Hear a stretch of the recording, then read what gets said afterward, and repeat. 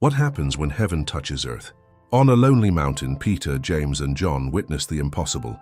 Jesus revealed in radiant glory.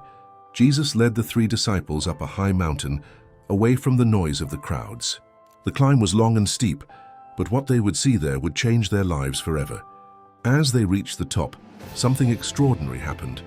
Jesus was transformed before their eyes. His face shone like the sun. His clothes became dazzling white, brighter than anything on earth.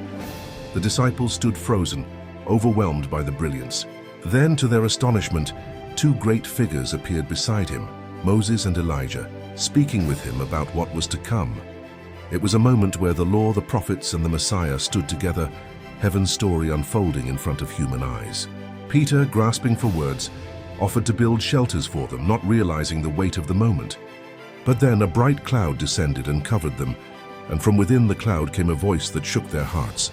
"This is my Son, whom I love. With him I am well pleased. Listen to him." Terrified, the disciples fell to the ground. But Jesus came to them, touched them gently, and told them not to be afraid. When they looked up, Moses and Elijah were gone. Only Jesus remained.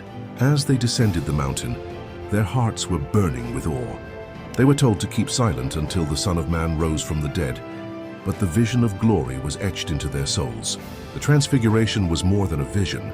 It was a glimpse of heaven, a revelation of Jesus not just as a teacher or healer, but as the radiant Son of God.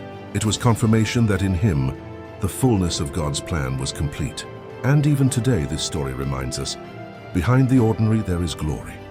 Behind the man, there is the sun, and in him the light of God shines for all who believe.